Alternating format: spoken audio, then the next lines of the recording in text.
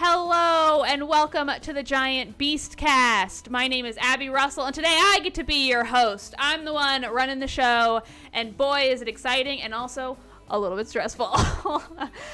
Today is Thursday, September 9th, or perhaps for you if you're listening at the normal time. 3rd.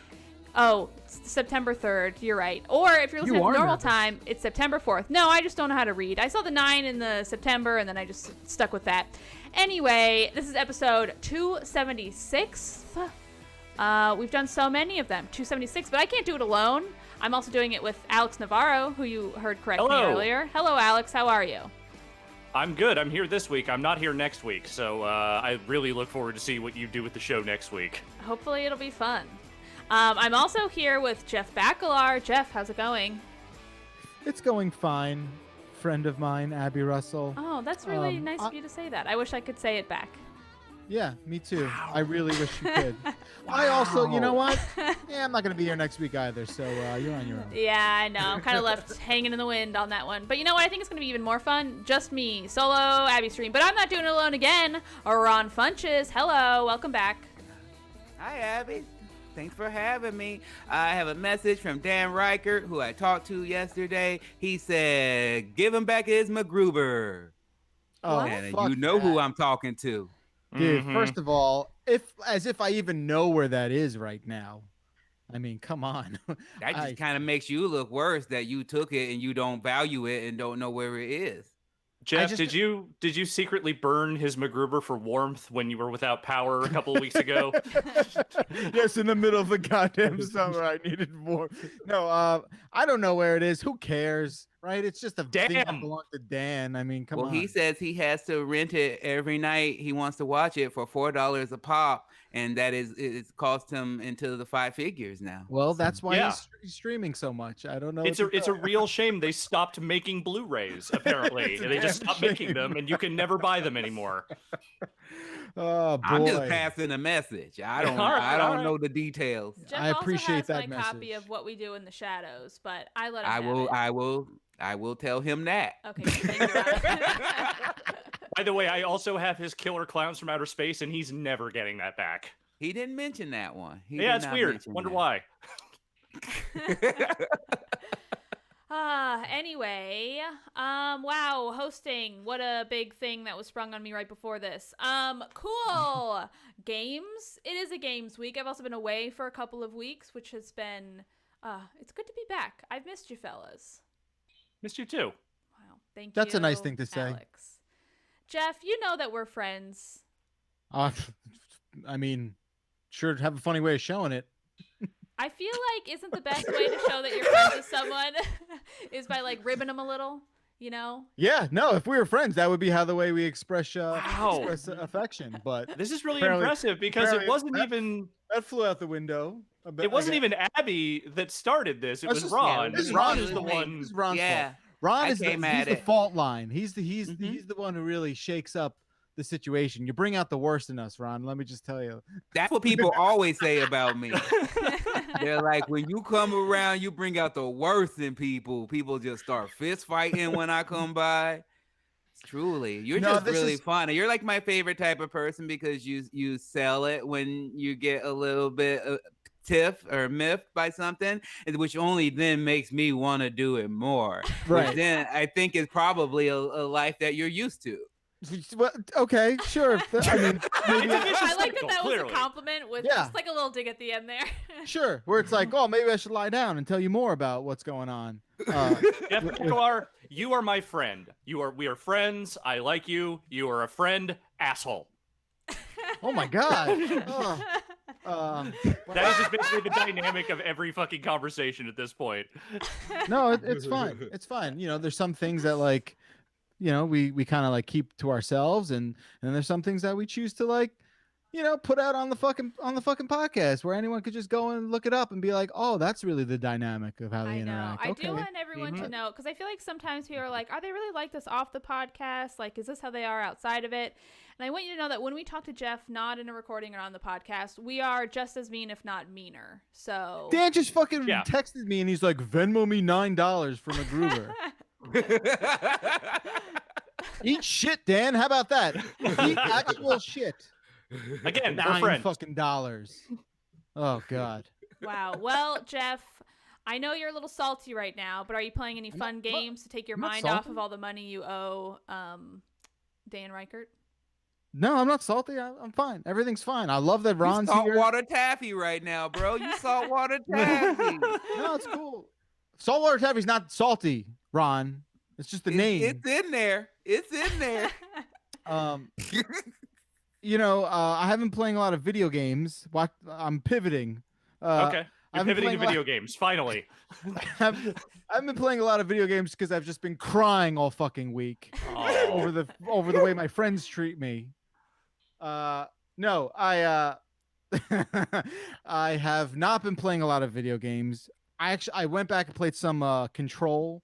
That's a really good game. For the DLC, is it Alan Wake DLC?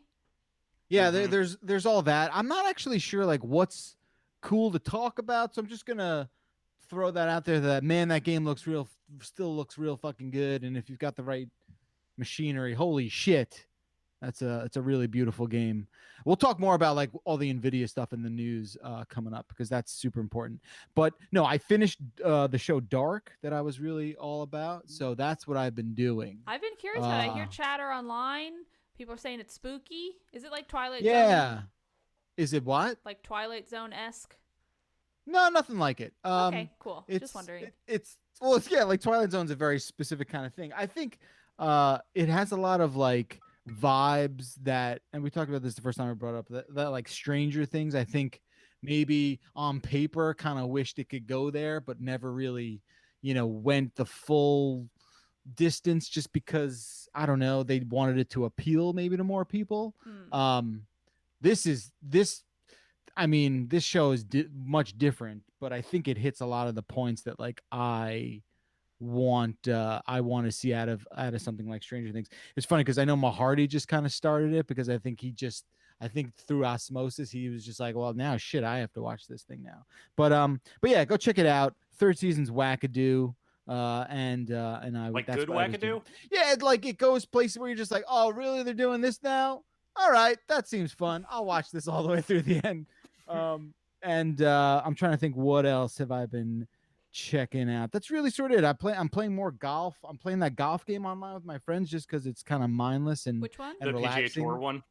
Yeah, I mean, I know fun. I didn't speak like super highly of it last time, just because of all the online matchmaking garbage that comes along with that package. But at the same time, if you do get it to work, it is a very peaceful counter to the insane amounts of Warzone and sort of Call of Duty multiplayer that I've consumed in the last 6 months. So there is some sort of like Zen properties in there that is kind of good, even though there's a lot to get frustrated with in that game. I mean, what you just described is basically the EA Sports experience. I just talked a whole rail of shit about this, but also I'm still playing it because there's literally no other option. No, that's the thing. Like, what else are you gonna do if you want to play golf? This is what you got to do. You could play one of those arcadey golf games. Like, What the Golf is fun, and golf with your friends is fun, but they're ridiculous. They're not. Sim.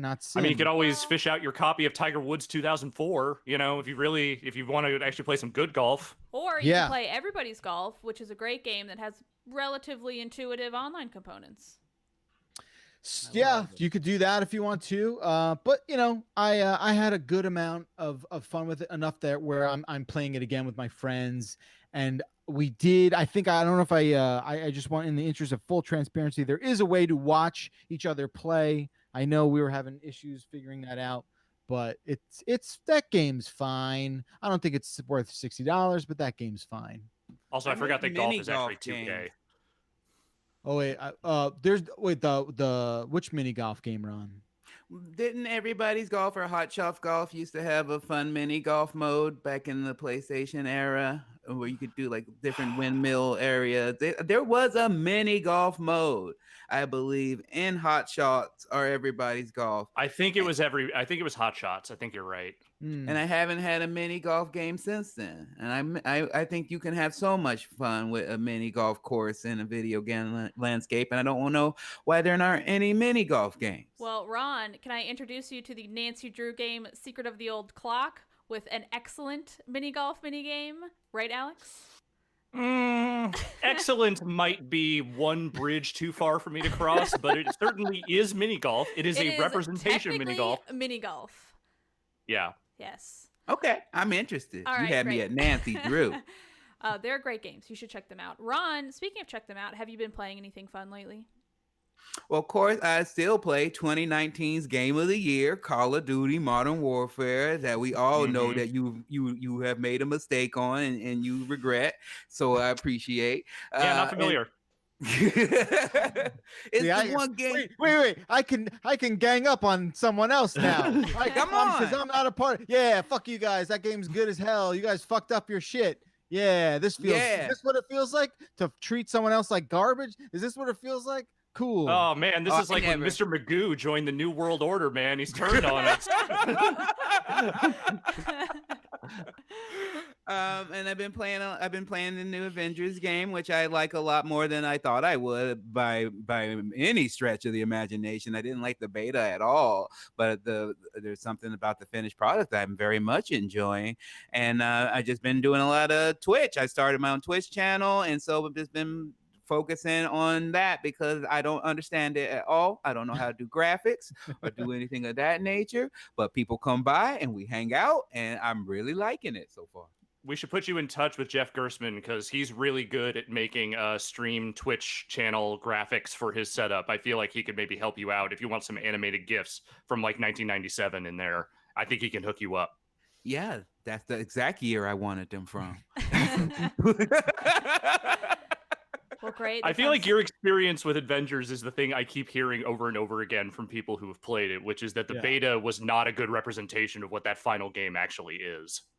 Yeah, I mean, I don't know if it's just me playing mental tricks with myself, but to me, it looks a lot better on my TV. It pops. I thought it was an ugly game on the beta, and I thought it didn't have much impact with a lot of the actions and then the punching and things. But when I go through and I'm playing it now, I'm just like, oh, this must just be a better build of it. This is actually really fun. I'm glad my son forced me to buy it, which I'm not glad he forced me to buy Fast and Furious Crossroads. Oh no. Oh god, I watched Jeff play a little bit of that the other night, and that thing seems like an absolute piece of shit. It truly is. I tweeted about it. I think, Jeff, you're one of the people that responded because you understood. I was like, there's nothing quite like that parenthood thing of having to buy your kid a game that you know is shit, that you just know. And then he also was like, I need the gold edition. I need golden shit. Just amazing, because like, I mean, look, not to say that Vin Diesel had much input on any of this stuff, but I know Vin Diesel likes video games. He started his own like video game studio at one point. He was great in Chronicles of Riddick. Chronicles of Riddick is a really great game. You know, like it's not like Wheelman, maybe not as much of a really great game, but it was something. It was all right. It's sad. It's just sad that this is like, that's what the Fast and Furious game is. Like this like mid-aughts terrible license game that would have been churned out for like $40 back then.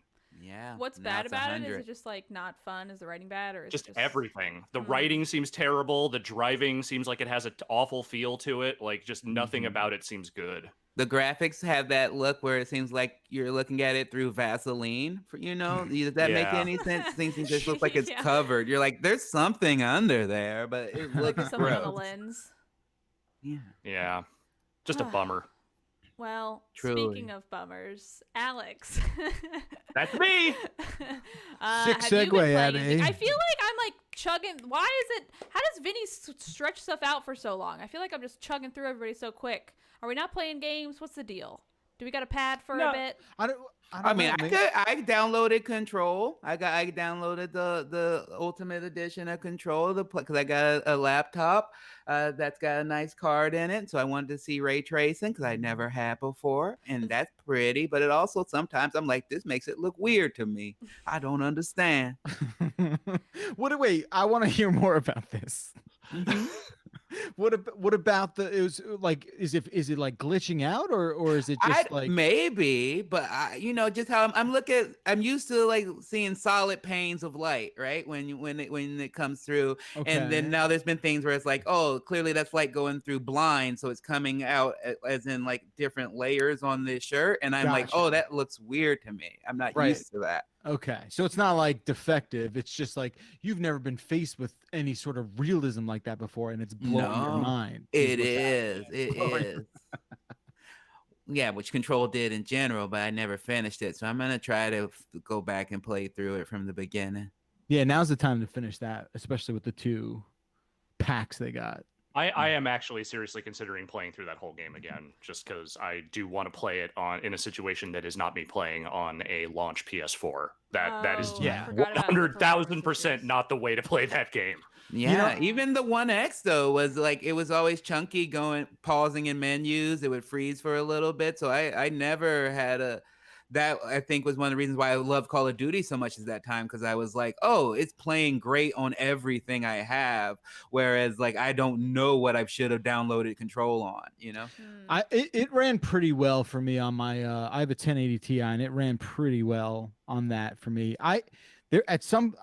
It's weird because I remember talking about this when that game first came out, Ron, and I only played it on PC, but there was this weird, I don't know what the hell it was. It was some sort of like, hang up when you would go into the inventory menu, or if you hit pause. Something happened in that game when I was playing it on PC, and then one day it was just gone. And I don't know if that came through background patch or something. Yeah, something got fixed, whether it was a NVIDIA driver or a patch to the actual game. Probably the latter. But now when going back to that game, and it still runs so well on this 1080 Ti I have. But I really want to see it on an RTX card for sure. Yeah. I have a question. I never finished it either. Did they ever like fix or improve the like checkpointing system in that game? I know it's not like the biggest issue, but I really hated it. No, you're right. I agree. I think there's certain parts in that game that are very unforgiving. I don't think it doesn't feel deliberate. Do you know what I mean? Like, I don't think there was an active decision to be like, well, let's fuck these people over again. Right, but that's and what make them go through these big, like enemy rooms again. I haven't really like, I think there's a lot of but there are a lot of situations in that game where you find yourself having to backtrack. That is very frustrating. But I do think the pros really kind of outshine the sort of letdowns in that game for sure. I just gave up when there was a room where you just kept going down mirrored hallways and you had to figure out the right hallway to go through. And then I just gave up, and that's where I stopped. I think I stopped when there was like some kind of big boss, and it like the floor kept falling out beneath me. So it's like I was looking at a boss, and I would just like run through a hole, and it felt so cheap and not fun. And I think the checkpointing was like, I don't want to have to play 20 minutes again to like fall through another hole. And I think I just never got back. Anyway, so we don't get a correctional email. Jeff, people in chat are saying they did add more checkpoints. Oh, that's good to hear. All right, awesome. That's good. I think what they really needed was like a quick restart button just for some of those boss fights. But yeah. I went back to a part the other day that had me stuck in a really frustrating loop. But I'll be curious to see like going back and playing a lot more of that if I notice some sort of tangible improvement there. I think I always wanted to like that game more than I did. I didn't even really mind the performance issues. Like, it was like chuggy in the menus, but it was more, I don't know. I think it just like the story never really hooked me. I liked kind of finding the bits and bobs around, the sort of the world space, but I didn't actually care about the story or the people in it. And I don't know. I feel like I missed what everybody else saw in it. I think the main story is less interesting than all the background story happening in that game, which is to say all the story of the agency and all that stuff is really interesting, and all the like stuff you discover is really interesting. And I think the main story, like good protagonist, but like most of the events that go on around her are not that interesting. Like it's just they're just trying to set her up as like, well, no, she's new, she's experiencing all this for the first time, but like the stuff with her brother and all that stuff is just not that great. I think the objects of power are just like, that's what makes it so fun. It's just that as an idea it's easy to wrap your head around, but it's so cool to where the places they can go with it. Totally. That's very true. And they did have fun moments, like that guy with, was it like a fridge he had to keep looking at? Yeah. That was a good one. Love that one. I felt so bad for that guy. I know. Anyway, Alex, speaking of bad for people, feeling bad for people, what are you playing? What's going on? So most of the stuff I want to be playing, I don't have yet or have not started in on yet. I have taken people's advice and I have downloaded the Game Pass PC version of Crusader Kings 3, but I have not started in on it yet. I figured that would be a good one to tackle during my week off next week, so I can sit there and get into the weird wheelings and dealings and apparently incredibly incestuous relationships of Crusader Kings 3.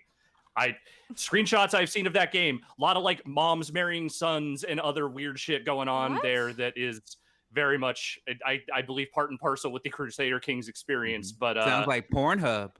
Yeah, but not nearly as explicit, sadly.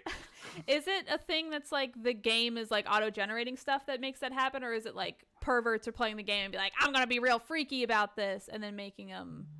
I think a lot of it is just the game engine generating these relationships, and just so many different ways stuff can go that inevitably you end up with situations where close family members are marrying each other and then conspiring to unseat you. Cool. Okay. That sounds fun. Yeah. So, I'm looking forward to trying that out. I bounced extremely hard off of Crusader Kings 2. I did not understand that game in the slightest. I understand this one has at least some kind of tutorial, so maybe I'll get into this one.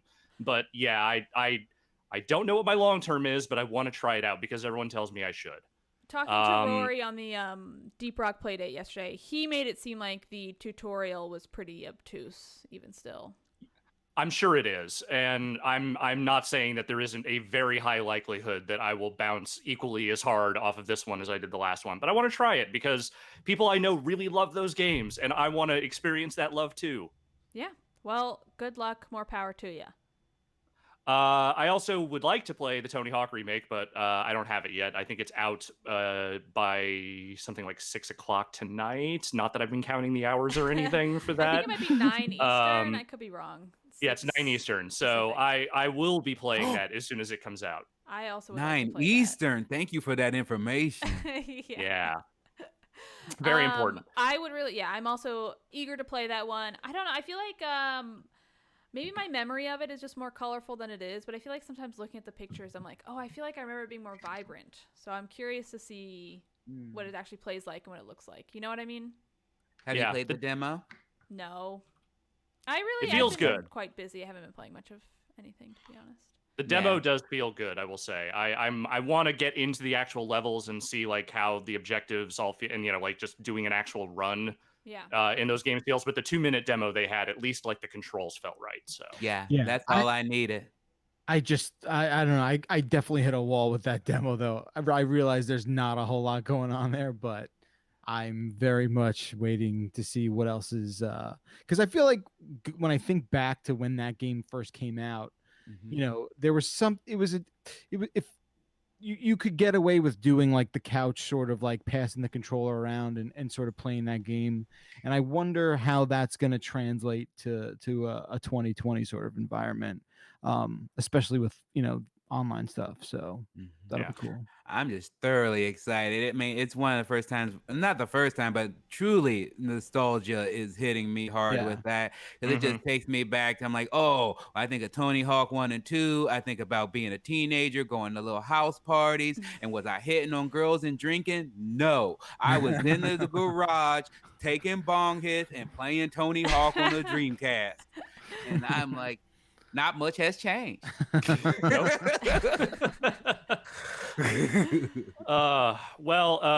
Besides wanting to play Tony Hawk and Crusader Kings, I have been playing a lot of Spiritfarer.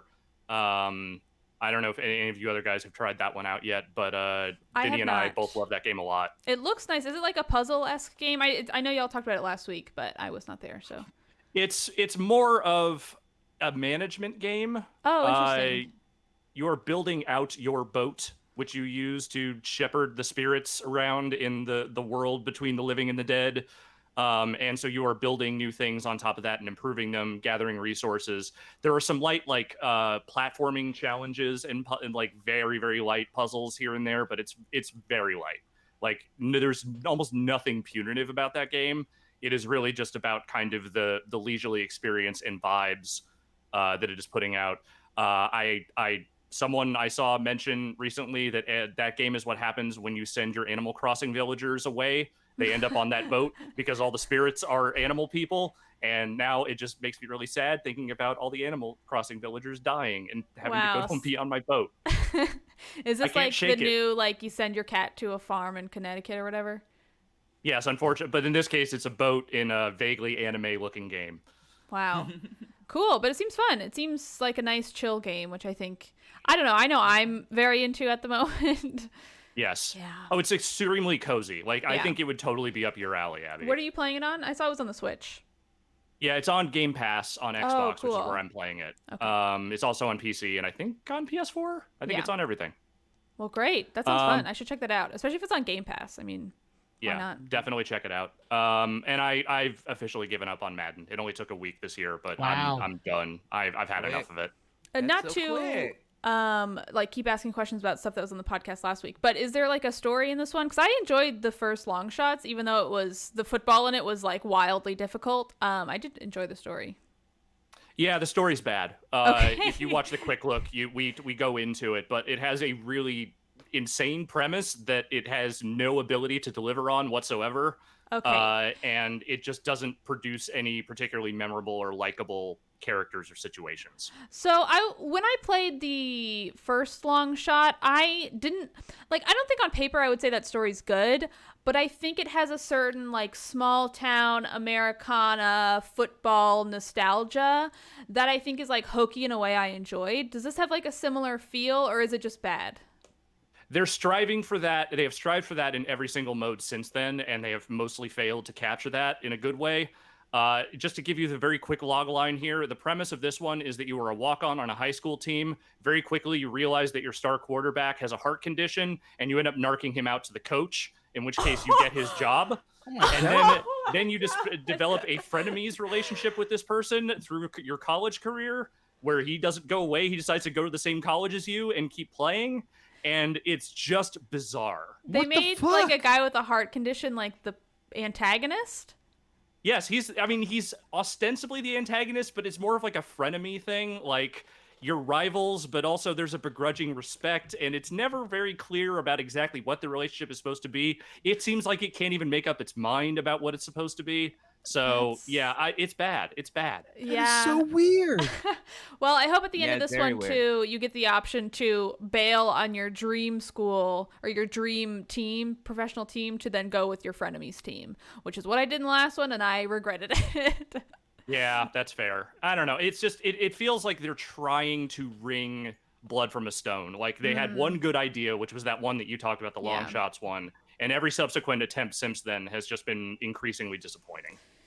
All right. Well, I'm still intrigued. I don't know why. I just love those like story choices, especially in like a hokey sports game.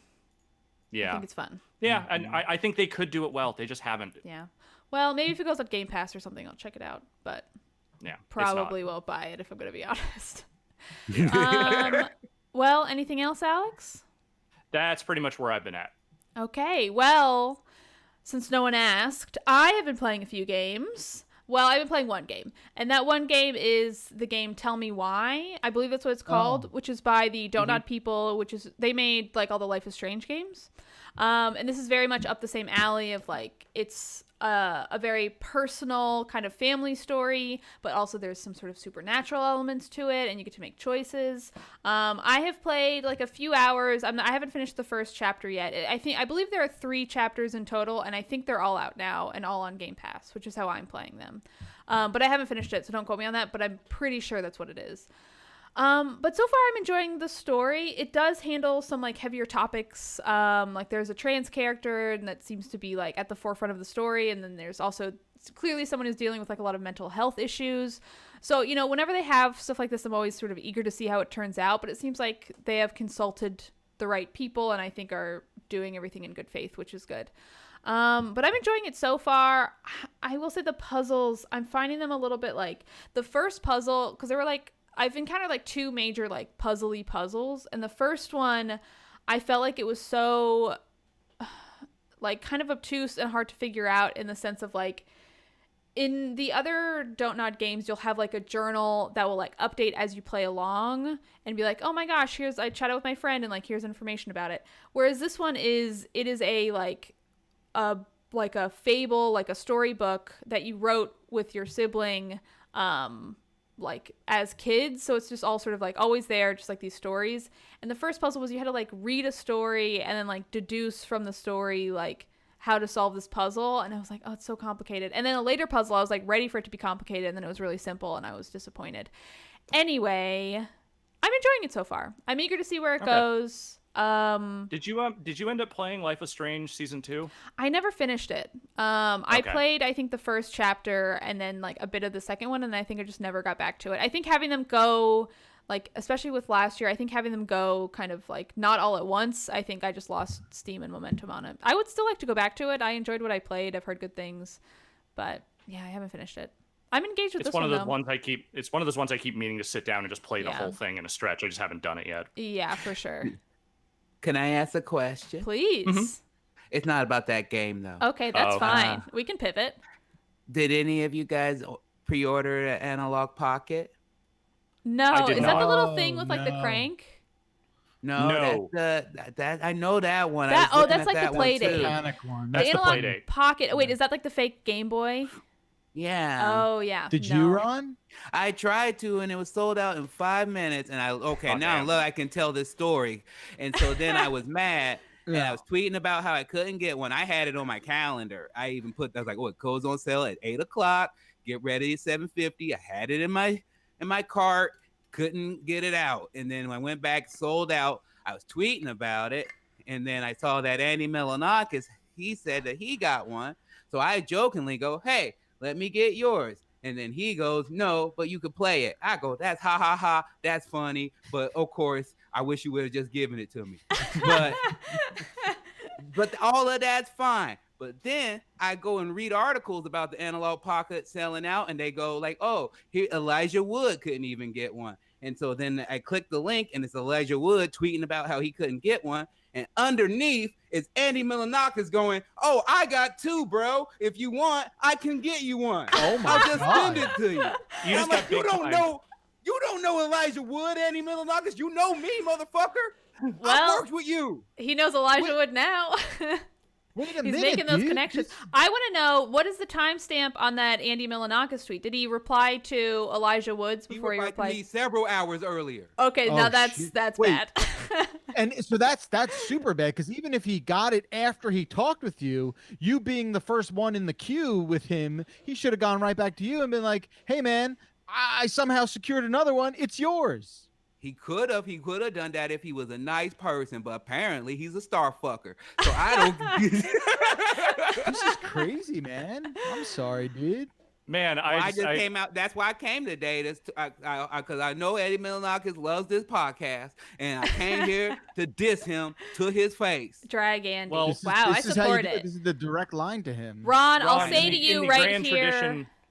Ron, I'll say to you right here, right now, Andy Milonakis will never be on the Beastcast ever.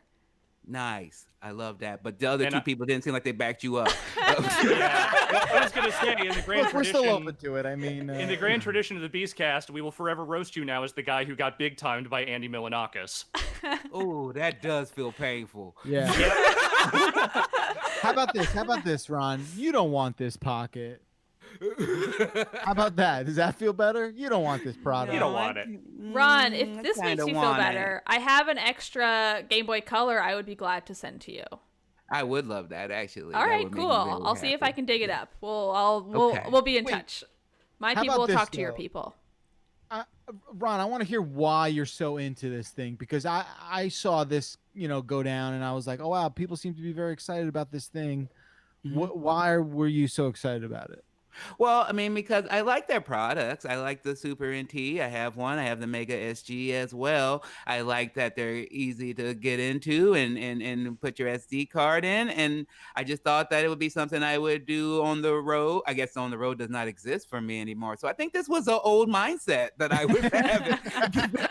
that in my mind, I travel a lot, and that it would be fun to play my old Game Boy, Game Boy Color, Game Boy Advance games that I don't find myself emulating them to sit and play at home. That doesn't feel right. It feels like an on-the-go thing. And I just liked how it looked. It looked pretty. It looked like fun sneakers to me, where you're like, oh, I just want this. It does look like a nice piece of hardware. Like, I feel like they do a really nice job of like making those old consoles look modern and look sleek and look nice, but still like function as you want them to. I mean, I've never played one, but like seeing their website, I'm like, wow, these are like very sleek.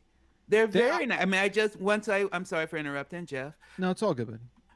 Just when I was looking for a way to play my old games through HDMI, and that looked well, and the analog surprisingly seemed like the cheapest way to do that. And when you plug it in, and I'm playing Super Mario World with my wife, and it looks, how I imagined it looked like when I was a kid. It gives you that same kid vibe, but playing as an adult. And I'm like, this is an amazing product. I love them.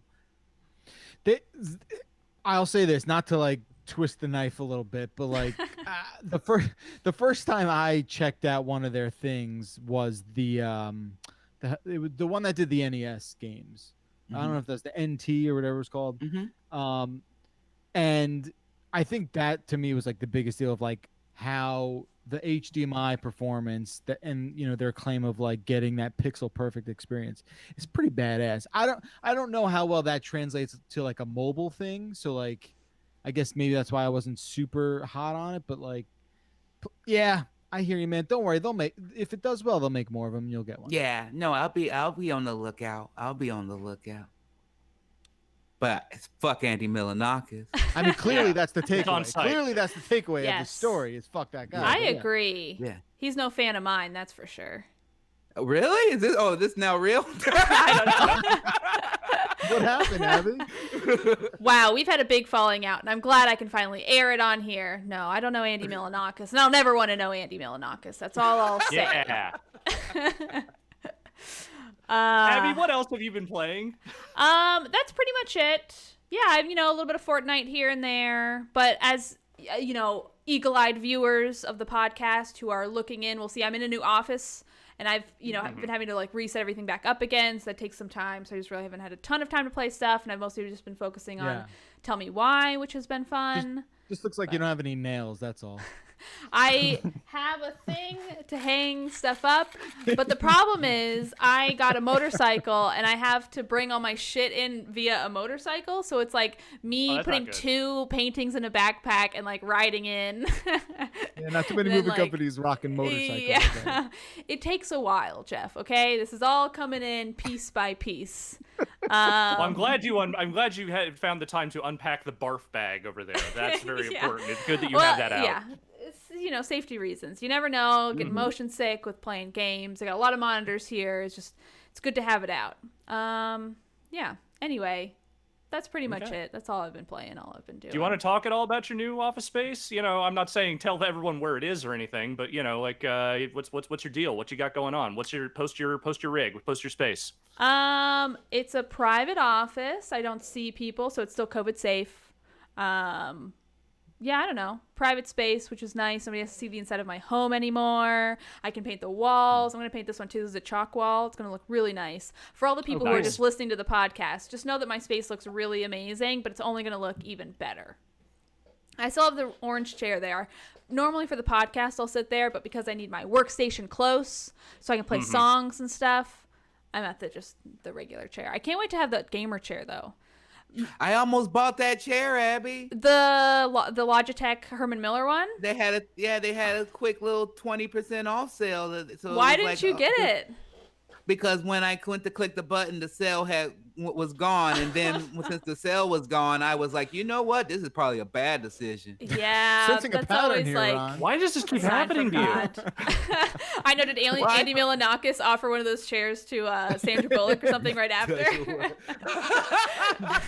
like, I got two. But it was probably for the best. I don't think I should be spending $1,000 on an office chair right now. I don't have consistent work. That's so fair. not for the But best. counterpoint, Herman Miller products, they're an investment. They only get better with age. That's what I told myself. Yes. I would have supported it 100%. We did order a gamer chair via work. That's it. I think just the Secret Labs one that everybody has. And I'm very excited to get it because let's just say this office chair sucks ass. Yeah. This chair has done wonders for my back, I have to say. I'm excited for a proper gamer rig. Feel like I'm in a race car. Right. Well, I guess on that note, shall we take a quick break? Yes. Okay. Let's see if this works. You're doing it right.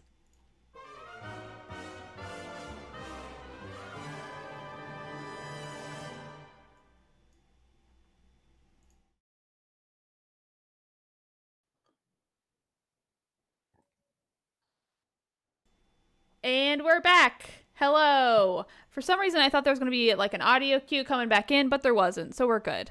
Anyway, amazing break, everyone. I hope you had a good time. I know I did. Happy to be back. Happy to be seeing all of your faces once again, though. Oh, thank you. Thank you. You're welcome. Oh, I really need to pay attention more when Vinny hosts because I don't know what I'm doing. In the meantime, I think no, you just be You're you. doing You just just do fine. the Abby style of hosting. It's freewheeling, it's loose. Yes. Nobody knows where it's gonna go. the best part of when I host is all the dead air. Alrighty, speaking of dead air, let's talk about some news. Beep, beep, All beep, beep, beep, right. beep, beep, beep, breaking news. Breaking news, breaking news. We got a reporter live from the scene, Jeff Bacalar. Oh my gosh, we hear that you are in the tech pit to talk about some video cards. Jeff, take it away. I just don't want to emulate that dumbass fucking voice that you're doing, so I'm just going to speak the way I normally Jeff, do. please don't swear. We're live on the air. The audience can hear you. Children are watching. I am Abby Russell with Beastcast 1. Good, they're going to hear it sooner or later, so why not for me? Listen, there's new video cards, my friends. And look, I know you're going to be like, oh, well, isn't that a big fucking deal? They come out with new video cards every year, every 2 years. But It's 2 years since the last series, right? it's 2 years. Well, it's 2 years since the RTX cards debuted, Right. and that's the ray tracing and all that fun stuff. But this time, it is a new architecture jump. So the last video cards operated on this architecture called Turing, and now we've entered the age of Ampere architecture. I'm And impressed already. yeah, like I know all the right words. It's pretty fucking cool. I'm not gonna lie, like on paper and the way NVIDIA really presented this, it is a kind of striking generational leap, and they are actually calling it the largest leap they've ever basically made from one architecture to the next. It's pretty damn cool. Look, you know, and Digital Foundry already put up a bunch of stuff because they tested out these new cards. So we're talking about the 3000 series cards, right? So the 30 series. So there's a 3070, a 3080, and a 3090, and those are bump ups from the 20 series, of course. And Digital Foundry did an article, a video, and they're like, yeah, sometimes we're seeing like 100% increase, which is fucking wild, right? Like that is high. That is high, right? So I think what this really means, and if you don't want to get into like the nitty gritty of like just like all the silicon details and all that stuff, what you basically need to know is like if you were waiting, like this is really a message to Vinny because Vinny's got some busted ass old. He doesn't watch the video show. This is the Well, time. what to about upgrade. me, Jeff? I have a Titan X in my PC, You have a and Titan X? I didn't upgrade to any of these 2080 cards because I felt like I was doing fine. Do I need to get one of these 30 cards? The Titan X is a weird story because it's like Titan X is kind of in its own world. Like, what made you get the Titan X? What generation was that? Was that the 10s? I don't remember. Titan X Pascal is all I know what to say. Yeah, I think that was. I wanted VR. I wanted VR, and I wanted to stream, and I wanted some 4K. So I got it. I got that at the time. I believe it was 2015, 2016. And then I saw these 2080 cards, and I was like, they don't look like big enough of a leap for me to upgrade. And then I see these new cards. Tell me. I feel like now's the time, or at the very least, I mean, so there's, like I said, there's the 70, 80, and 90. The 90, go take a look at that reveal for the 90. It's like a shoebox. Like, it's like the size of a goddamn shoebox that they show, and it just looks like this enormous fucking thing that you're going to need to somehow support inside your case. And that's the one they're talking all that yang about it doing like 8K at 60 frames and all that shit. Yeah, that was the Adam Sessler super tease they did with people playing 8K 60. Do they even have 8K monitors now? I think you could probably find something out there, but no person. Nobody's doing 8K shit almost like, anywhere right now. I hate to break it, like this drives me crazy. I feel like I'm gonna go on a different tangent here, but like this happened with 4K. It happened with HD.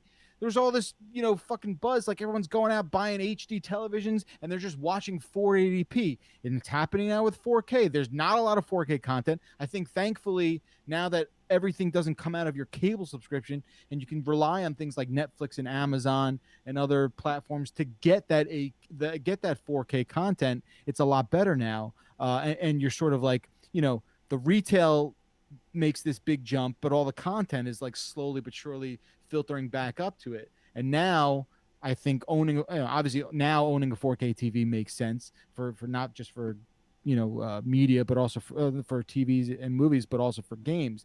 But with 8K, holy shit, go fuck yourself. Come on, don't sell me on a 8K card, right? 8K video card right now. It's just not a thing. And so I'm guessing at this point the 3080 is probably the thing most people are going to want if they want to upgrade. Right, that is the flagship card that they're going to push. It's only $699, and I say only because the value there, the performance value and that sort of jump up is kind of amazing.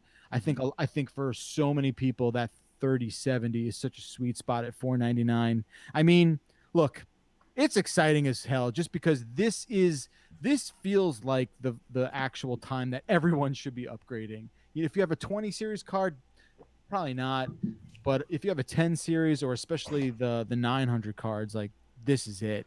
Yeah, I got a 980 in my home PC, but there's a 2080 in this work PC that I'm currently doing this from. So I'm probably, I would never buy a card for the work PC because fuck that. That's CVS's job. I'm not buying that shit. But for my home PC, my one worry is that I think the processor on that thing is also old enough to where I'm not sure that I would be getting the full benefits of a 3080 in that machine. I might need to do a more like sweeping upgrade if I really want to go there. And I feel like that's going to be the big sort of thing for a lot of people is like, oh, am I just going to be bottlenecking with this 3080 or 3070 depending on what I'm running? And that answer might be yes, you are. So that's a thing where you're going to have to like mix and match and kind of figure out your configuration. But Ron, I feel like, yeah, man, this feels like maybe the time to bump up to a 3080. Okay. I feel like, you're good for it, right? You'll be right there. I feel like this is going to be a car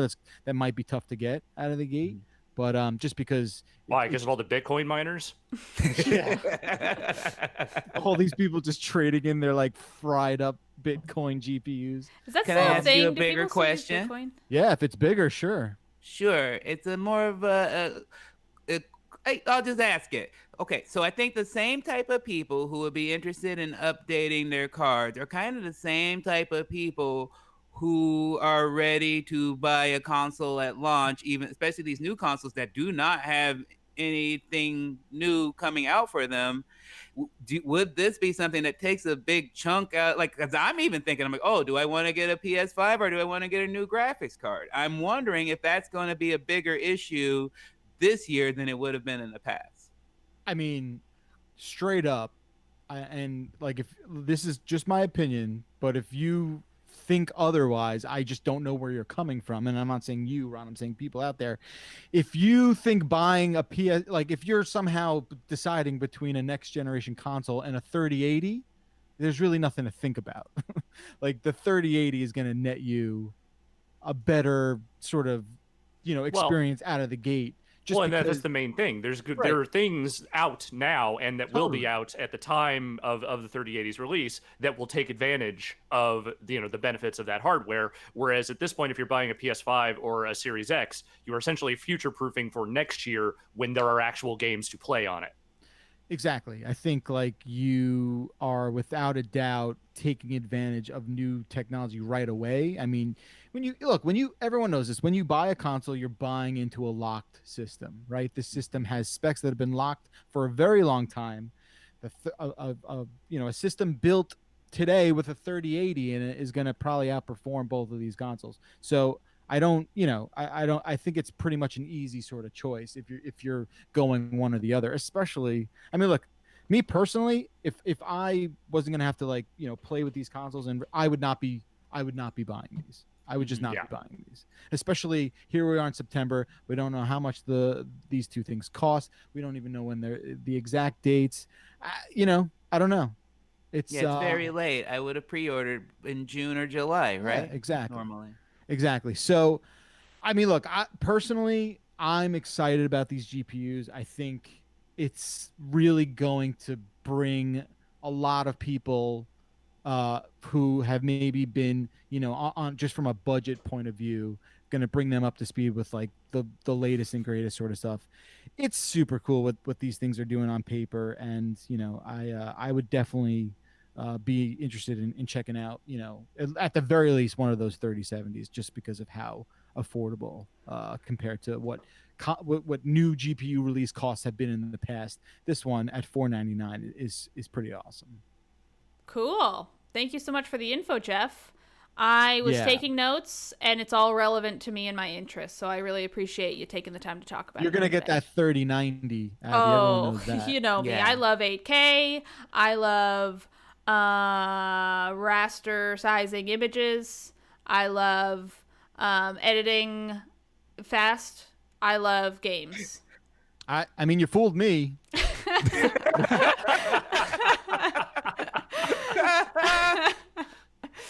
Alrighty. Well, on that note, Alex, you got more news for us. Jeff had another thing, didn't you? Oh God, I don't know. I just see a bunch of letters and numbers under Jeff's name. I figured that was all the same thing. All right, Jeff. It's all code. Sure. Sorry. I'm getting Jeff's calling in back in the field. He's got more info for us. He picked up a different video card beneath his feet. Jeff, please speak. Yes, I didn't pick up a video card. I picked up a headset. And that's what I said. Yep, headset. Last week, I met up with Astro through the internet, and I saw their next generation version of their sort of entry-level headset called the A20, and this is cool, and I want to highlight it, if only because it is one of the first headsets that they really have sort of positioned as a solve for both consoles, for a PS5 and an Xbox Series X. Sort of like looking forward to that. You do need an adapter, which gets a little complicated because, the way these two new consoles handle audio is different. Right now, PS5 has all that spatial audio shit.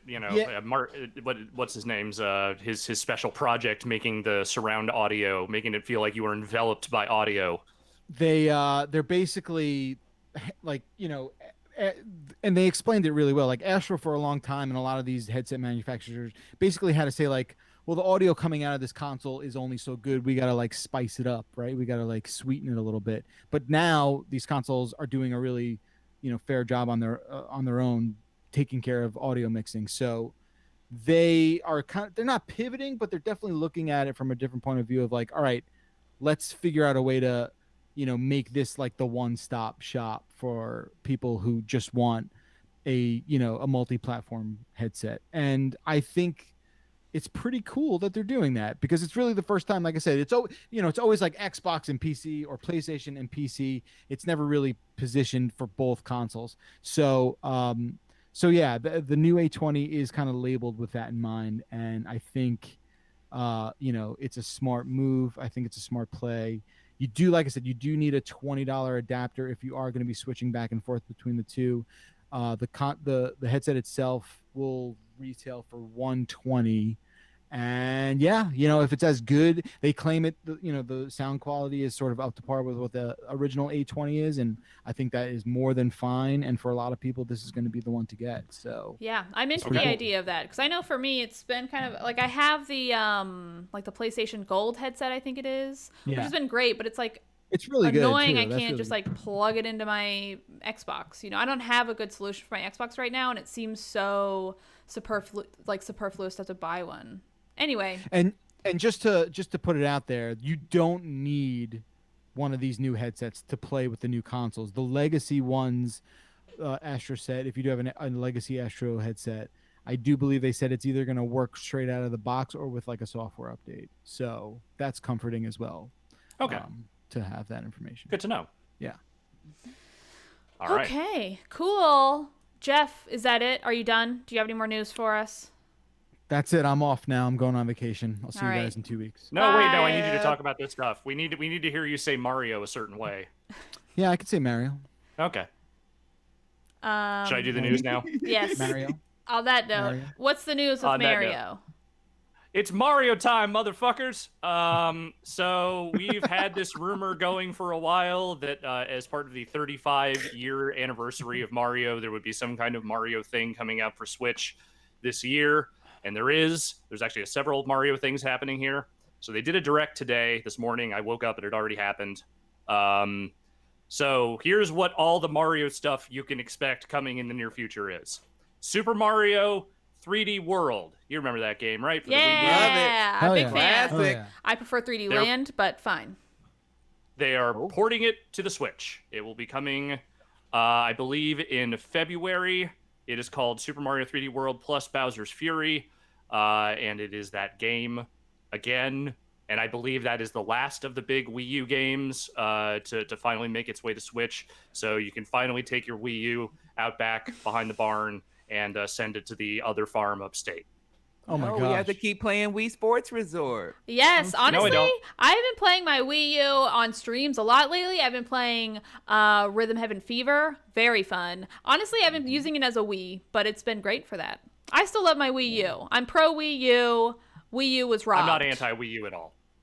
Yeah, I got a Wii U about 6 months ago to play Wii games with my wife. We play a lot of Mario Kart and a lot of Wii bowling. Hell yeah! Can I recommend Rhythm Heaven Fever? It's surprisingly difficult. Okay. Yes. A bunch of people in the chat are yelling at me that Xenoblade Chronicles X has not yet made it to the Switch, and I say, what? What's that? Anyway, I don't mean to dunk on Xenoblade fans. They don't deserve it. That's not for me. It's fair. Yes. What else, Alex? What other Mario games are there? Okay, so there's this thing that I guess is a thing that was already known. It's called Mario Kart Live Home Circuit. It is a game. It appears to be an AR type thing where you have physical Mario Kart toys, and you can build little courses around your living room, assuming you live in a place that has a large enough living room to do this, and drive them around by controlling the Switch. Which to me sounds like a thing that will break in about 10 minutes, but also sounds like a really cool concept. It's so cool. I saw this and I was like, if I were 10, I would think this was the coolest thing in the whole wide world. And I still kind of do. I mean, I have no interest. I don't like having like physical shit, but it's very neat.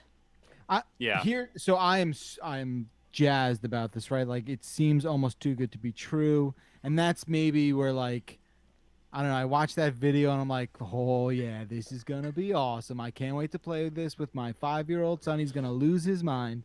And then I'm like, oh damn, I hope this works. I hope it's not dog shit. Because the dog shit potential on this, I feel like is high. Like if there's a meter where you're like, oh, this dog shit, it only scales at like a 2. I feel like out of a 10, the dog shit meter here could be like up to a 7 or 8, just because there's so many things that have to play together for this to work. Absolutely. And like there's a lot of variables. I'm excited about it. I can't wait to try it.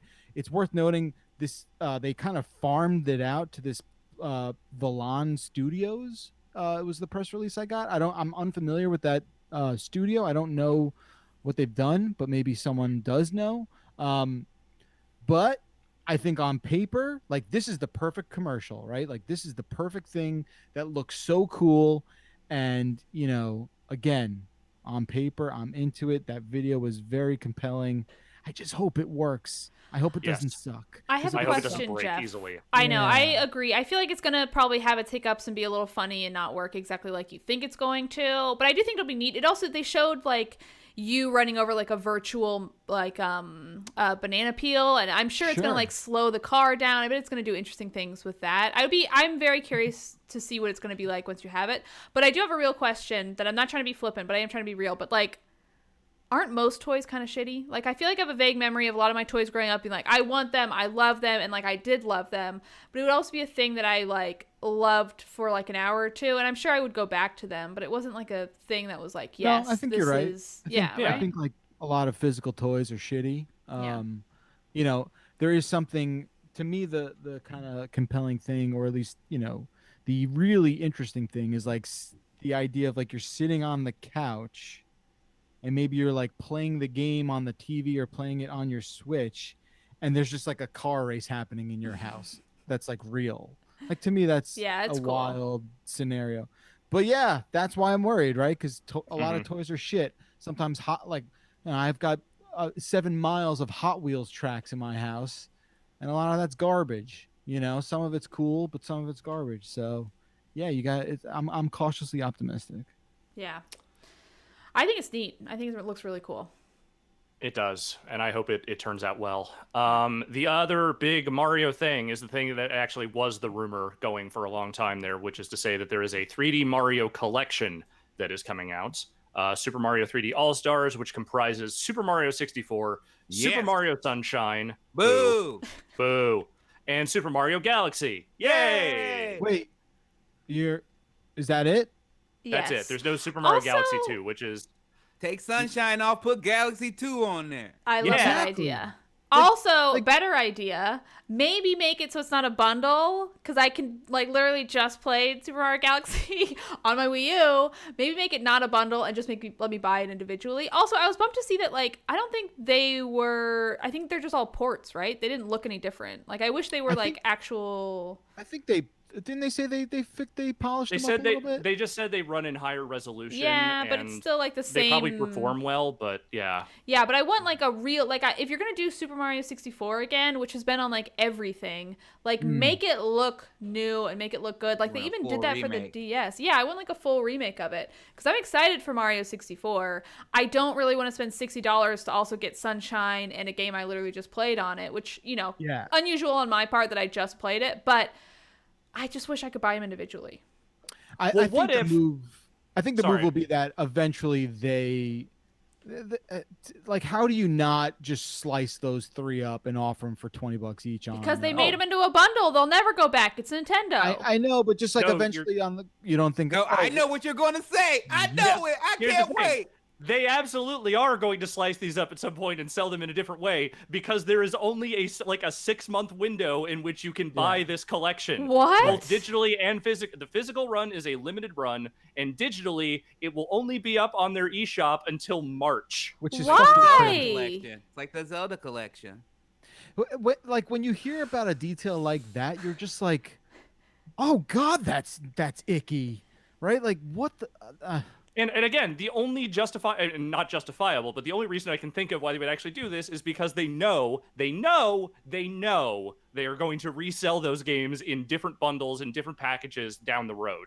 Whether that's a mini N64 or more of like the straight up like maybe N64 stuff appearing in like their classic games section on Switch or what have you. Whatever they decide to do with that stuff, they're going to do something with it down the road, which is why they are just doing this bundle limited time. That is my feeling on the whole forcing you to own Sunshine, though, seems like a crime, though, right? Yeah, it is. That should be a war crime. It's just like Dan Reichert. Yeah, seriously, Dan. No one cares about that game. Holy shit. Yeah, it's a strange thing. Yeah, it's like, I really would like to play Mario 64 on my Switch. That sounds very nice, but I really don't want to buy like a full game to do that. So, well, I'm probably going to get the physical edition just because it's so limited. Yeah. That's how it works. That's how they get you. So are you like an amiibo person too? There's other stuff, right? Like there's it's like what about the original All Stars? I feel like I watched that whole 17-minute thing, and there was one thing that I was actually kind of excited for. It seemed like they were trying to do like a Tetris 99 thing, but with Mario. So it was like the early. That's right. Yeah, so it's like 35 people online are all playing like the original Mario Brothers, and as you're playing, like you kill enemies, then those enemies go into other people's games, and it seems like it was a little bit unclear, but it seems like there are certain challenges, and you basically just want to be like the last Mario standing. But it seems neat. I don't know. Yeah, and then they're also doing a thing where Super Mario Brothers, they're launching it on the Game & Watch thing, which if you want to know more about that, ask Jeff Gerstmann. I have no idea what the fuck is going on with that shit. Yeah, it's like a little Game & Watch that's got like a color screen and like a bunch of games, including the weird Mario. What's that Mario called? Lost Levels? Oh, Long Mario. Long Mario. But it's like the Lost Mario Levels, too long. right? Yeah, Long Mario. I like Long Mario. I don't. I find him distressing. That's fair. Yeah, something ain't right with that guy. But no, I think there's two crimes that have occurred before our very eyes. The first crime of forced ownership of Sunshine, and then the omission of Galaxy 2, which is like, they're all. It's the explanation for these crimes was outlined by Alex Navarro, and he is right. But just not including Galaxy 2, though, to me. Well, I'm telling you, when they put out the Super Mario Galaxy Collection in like a year and a half, now you'll understand why they didn't put it in there. So if they do Super Mario 3D All Stars 2, then you're gonna get. Is there anything else that's missing?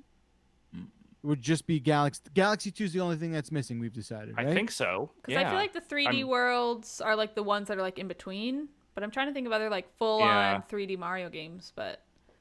Because like 3D Land and 3D World are like different though. I would love 3D Land, but it's not like a proper. That's like it's not the same. Yeah, I feel like they're just going to bundle the Galaxy games at some point, and that's going to be their route. I don't think they're going to try another one of these 3D All-Stars collection type things. I think this is them just trying to get that shit out of the way and be like, okay, we never have to touch Mario Sunshine again. There it is. It's out. We did it. Never again. And so the 3D World version, which is kind of strange that that's not part of the 3D All-Stars. Right? 3D World? So 3D World is not part of 3D All-Stars. Well, I feel like it's 3D recent World, enough. Yeah, and I also feel like they're different than like I know it says 3D in the title, but it's different to have like a 3D like side scroller-esque versus like an open world Mario 64 where you're like running in any direction. You know what I mean? Mm-hmm. Like it's different. Yeah. You're not on like a treadmill. I understand. Yeah, I don't know. And they're going to release that game by itself. What are they going to charge $60 for the fucking game? What are they going to do? For 3D World or Galaxy 2? For 3D World. Oh yeah, 3D World. Yeah, that's definitely going to be $60. Fucking Christ! Just break out the old Wii U. You'll be fine. Who knows where that thing is? Okay, I see mine right now, and the layer right of dust there. that is on it is impressive. I can't believe you could see it downstairs. I have a shelf that just has. I have a shelf that's just all my old game consoles that's over there, so I know where they are. All right, I got to get my shit together. Sorry. Couldn't tell you where any of the cables are, but I know where the systems are. All right, Jeff. Or no, Alex, you're the one. You got more. I do have one more story here. This is like a little bit of a bittersweet one, but, you know, these sorts of things happen.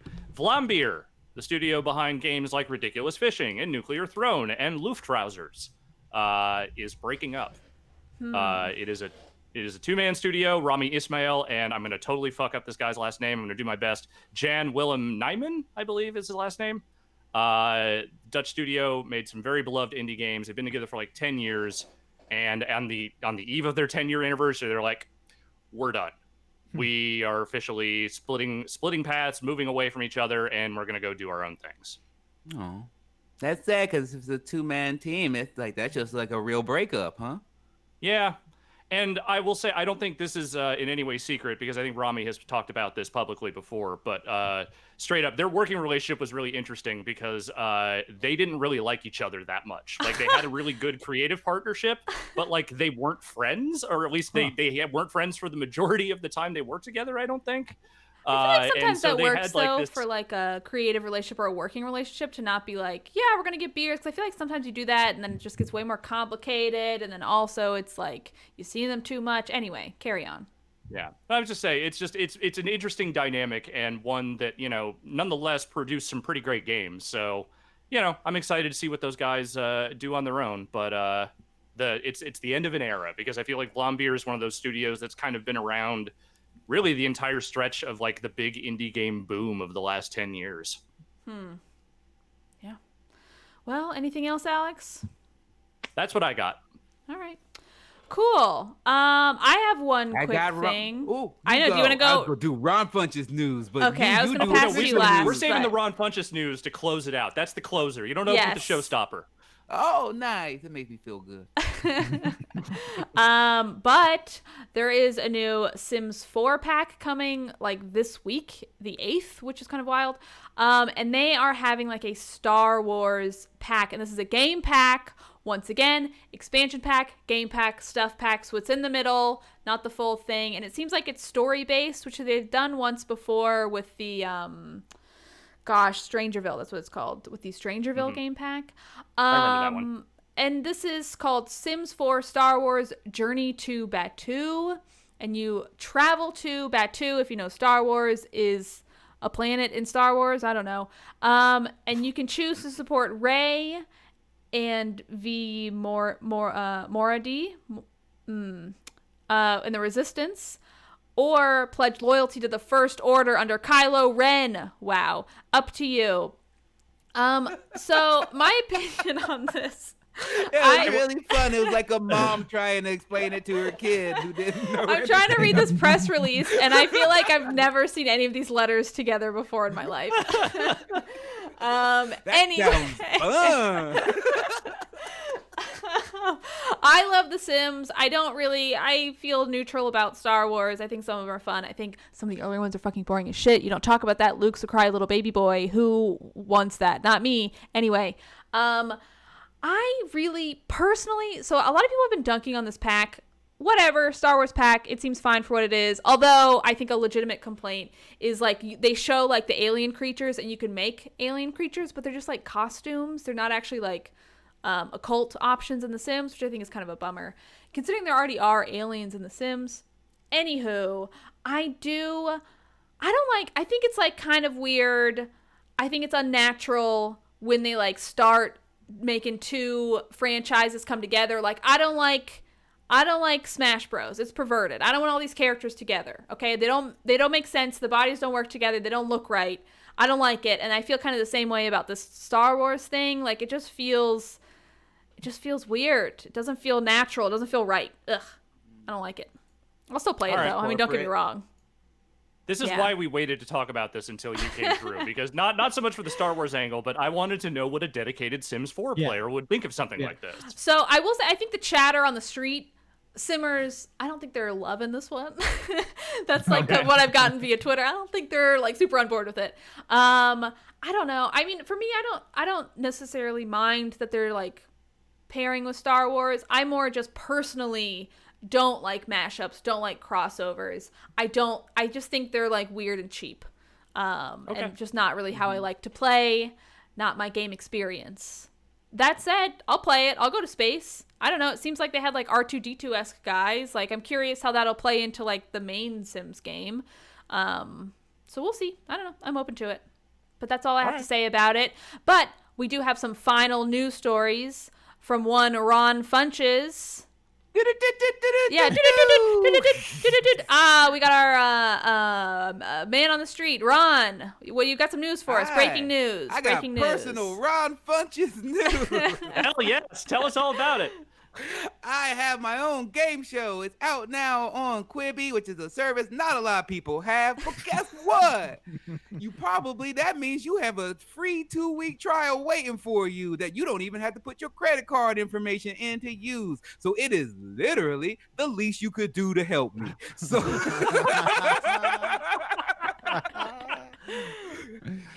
and I like it. It's really fun. If you like shows like At Midnight that I was on, it's basically my take on that. It's got a lot of great comedians, so people please check that out.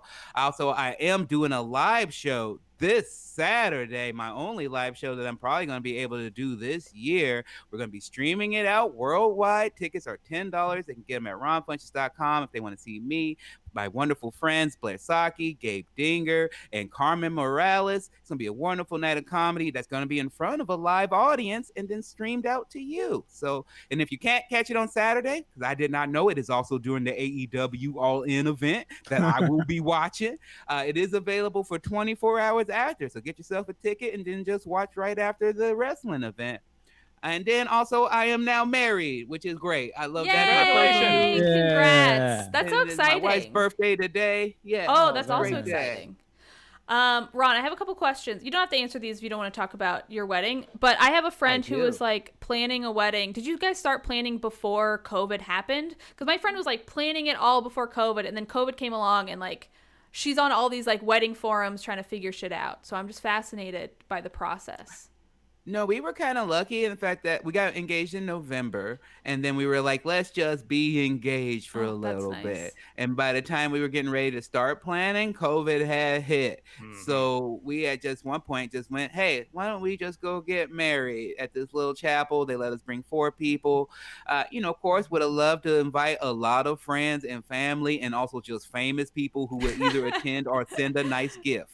That's the way to do it. Invite Andy Milonakis, and if he comes, put him way in the back of the wedding, or he'll just send you one of those I forget what it's called, fake Game Boys. Analog pockets. Yes. Yeah, but it was cool because it was very simple. It was just about us, and it gave a great excuse to not invite any racist family members to just be like, hey, it just was not possible.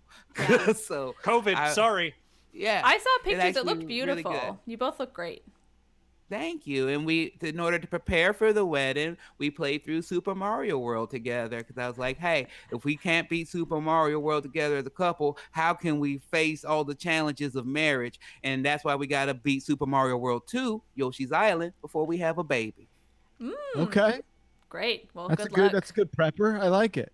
If we can deal with crying Mario for several levels, and me having to raise a child while being high on little flower cotton balls, I'm like, hey, this is great. This is pretty much what it's gonna be like in real life. So wow. Well, I wish you all the best. Oh, thank man. you.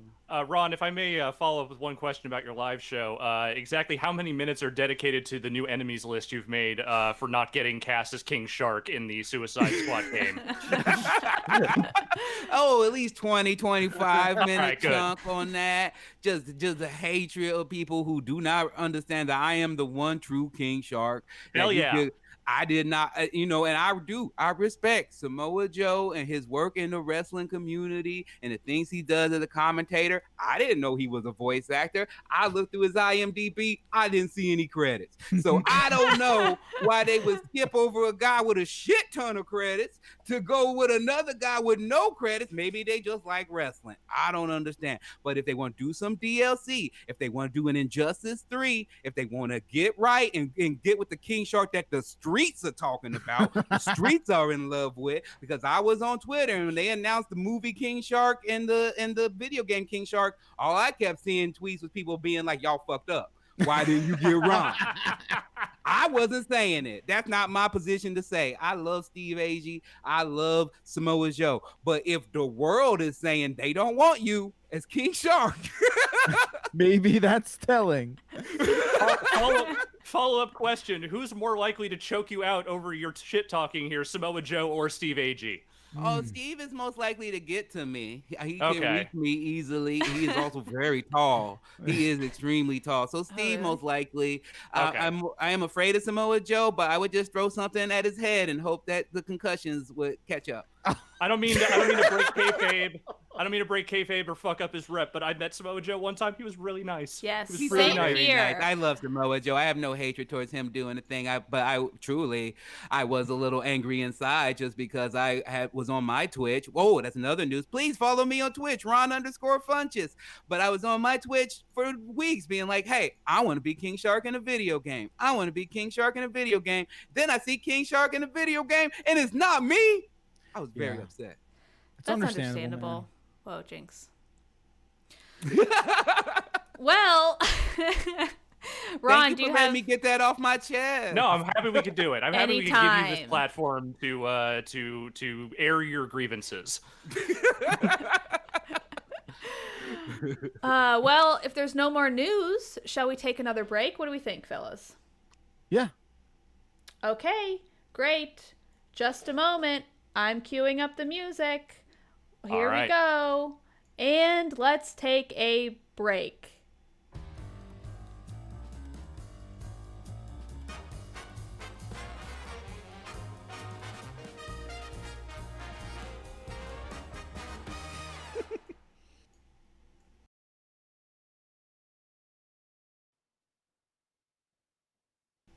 Hello, we are back, and I just learned that bounty hunters apparently are a real thing. You can actually be a bounty hunter nowadays. That does not seem right or true, but apparently it is. And there's a guy named Dog who does it. I don't know. All news to me.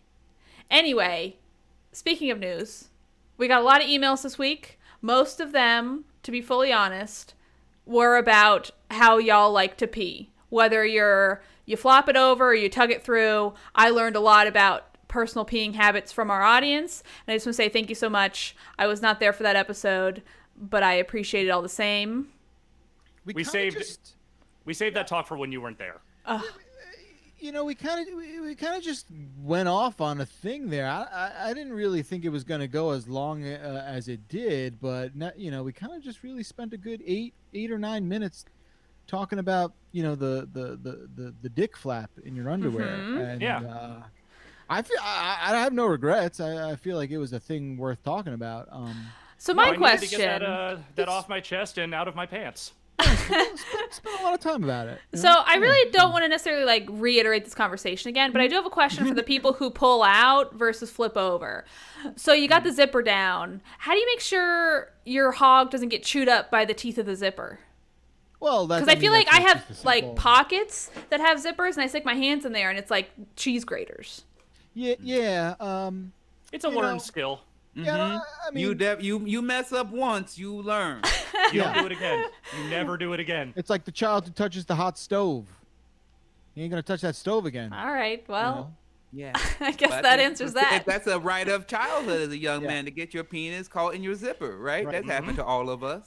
Isn't another right of childhood? One of my favorite things is little kids. I mean, I don't see this. I mostly hear about it because I'm not in little boys' bathrooms. Anyway, I hear that a lot of young boys, when they're at a urinal early on in their life, will just pull their pants completely down to their ankles, and that brings me so much joy. I think that we should bring it back for adults too. I think everyone should do that. Ass out when you pee. Does. Everyone knows that's how. Yeah. If you think that's fun, my son is 17 and he has autism, and sometimes if we go to public bathrooms, he'll still do that. Oh, I mean, look, it's just out of an abundance of caution, and I get that. But I actually think now he's showing off.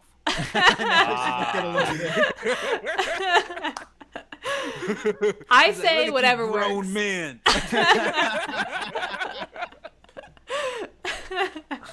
Well, I'm glad we sorted all of that out. Yeah, I think we touched on it perfectly. Speaking of touching on I things, talked about my son's large penis. Yeah, okay. Oh God. Anyway, what a fun soundbite for later. Jeff, why don't you get us started with this email from Luke from Georgia? Of course, hey Beastcast. Watching the Clue Crew this week, I heard Alex on stream doing a mic check and thought of an old stagehand joke. Why do sound engineers always say mic check 1 2 1 2? It's because on 3 you have to lift. This joke kills. This joke kills among among stagehands, but not among the general public. Do you folks have any jokes that make you laugh but probably don't land outside of a specific group? So does anyone have a joke that we cannot laugh at? Because that's what this question is asking. I will say the reason I laughed at that joke is because I did actually work as a stagehand briefly in my past, so I know what they're talking about. Was that a real laugh? I thought you were making fun of it because it's a bad joke. I mean, it is a bad joke, but also I get it. Okay. Yeah, I was laughing genuinely. It's a cool thing that stagehands are lazy type of joke. Yeah. And I was very lazy. Yeah, Oh. I get it. If I can answer just Mhm. comedy wise, that happens to me a lot just because I'm a big nerd and I'll sometimes want to do jokes about certain video games or certain wrestlers. And I have to kind of like, if you see anything that I do that ends up on TV, I always generalize it to the thing that people are going to know the most. So it'll be a wrestling joke about The Rock or Hulk Hogan.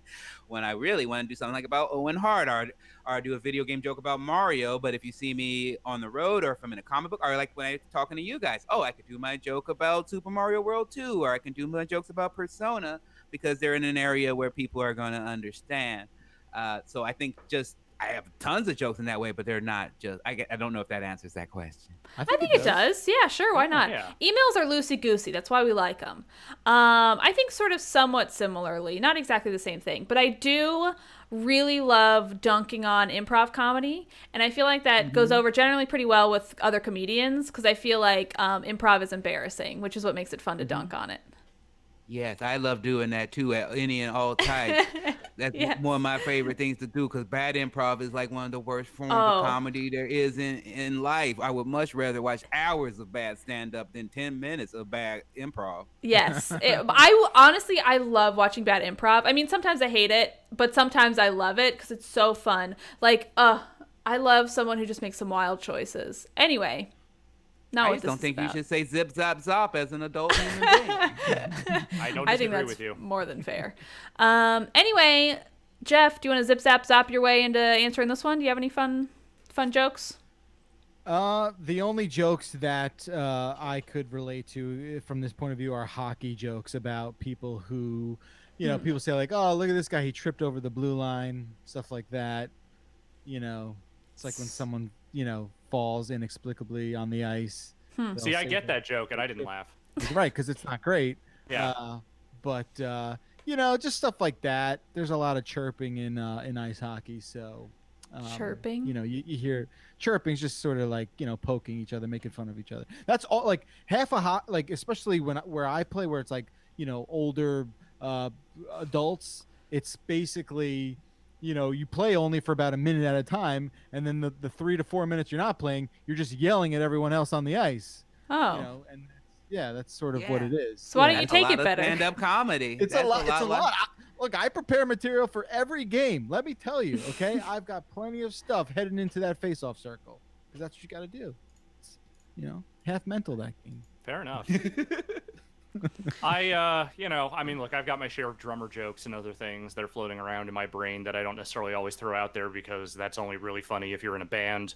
But I will say that maybe part of the reason I'm not a professional comedian is because no matter how obscure or dumb or weird the thing in my head is that immediately springs to mind, that will never stop me from saying it. I don't care what the audience is. I don't care if they don't understand this is an in-joke that is funny to me and 4 people I knew in 1995. Doesn't matter. Comes into my brain, it's coming out of my mouth, and you're gonna fucking laugh at it. That actually might make you a great stand-up comedian in my book. I love that type of stuff. Yes, most of my bits are just like, I just assumed you've watched 7 seasons of 90 Day Fiance. Yes. Also, what's fun about doing those jokes here is like you'll make them, and then there's always going to be someone in the audience eventually who will be like, "Wow, Alex made a great reference to this thing. I love it. I'm a nerd who got that joke. Yay!" And that's always nice. I want to talk about that seriously because I was doing a conversation with a great comedian, and he's a Daily Show correspondent, Roy Wood Jr., and he was kind of complimenting me because he's like, "Oh, you've always been so specific." Like he's like, "Hey, you don't talk. You're like, I don't want to talk about politics because I'm not interested. You talk about wrestling because you like wrestling." And he's like, "Now that things are so online and everyone's locked into place, like."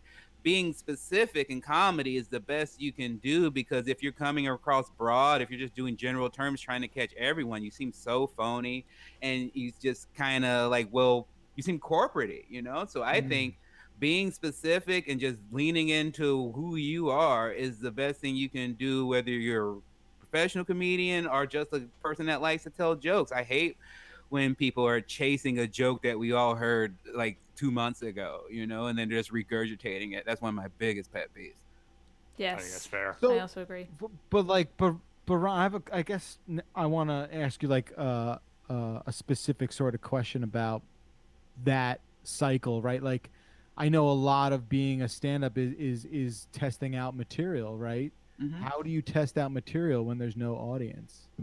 Right now, it's a lot of doing shows online on Zoom. You know, I'll pop in and do shows with people, and there are random pop-up shows that are happening in people's backyards and things of that nature.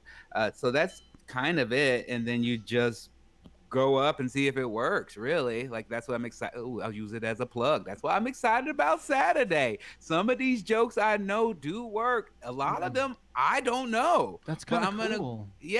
I'm gonna go up and play and have fun and rely on the fact that I've been doing it for 14 years and know I can pull it off somehow.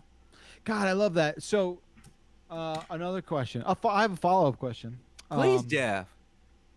So, like, the reaction you get from a live audience and the reaction you get from a Zoom audience, like, what has been, obviously we all can understand how those two reactions are different, but like, what is it that you notice where you've already kind of like sniffed out like the thing to look for? I feel like I can't imagine someone doing like Zoom stand-up and being like, oh, the reaction time is like 2 seconds later. Like, what is it about that whole thing now? Well, I mean, it's most comics, including myself, are rhythm related, and it's a conversation. So sometimes I'm like, oh, I thought the punchline might have been here, but if you start laughing a little bit early, it lets me know to adjust. And you don't really get that on Zoom. You kind of have to prepare what you're going to prepare, and it becomes more of a rant. It's more of like, I'm not even going to wait unless there's a big laugh. I'm not even going to wait and stop. I'm going to keep going and keep going and keep going. And so I think there are different skill sets. Like, I don't try to do too many Zoom ones because I love my rhythm. I love being able to bounce around. So I don't want to be a ranty comic because that's not who I am. So it's just kind of like changing your energy for whatever you're doing. So if I'm sitting in front of my PC and there's just the audience online, I'm going to sit here and I'm just going to talk to you kind of like I would talk on Twitch or talk on a podcast. When I'm from a live audience, I'm going to look people in the eyes. I'm going to look for reactions. I'm going to wait a little bit more. There's going to be more of a rhythm to it. I think those are the main differences. Have you considered, instead of that, whenever you tell a punchline, just immediately freezing and vamping for the camera until you hear the laugh? So basically the show cannot continue until you have gotten the response you want and then move on?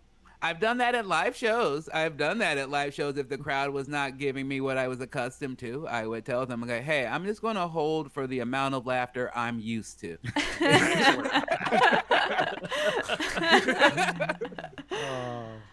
Okay. All right. Well, moving right along. Okay, Ron, why don't you read this next one from someone who did not include their... Oh, no, they did. Anders from Norway. I don't have anything. Where are they? I emailed you this document. Okay, that's fine. Alex, Anders from Norway, I believe, this one is from. Sure thing. Anders from Norway says, if you could have any person or persons to voice a GPS, who would it be and what mood are they in? Statler and Waldorf. Who?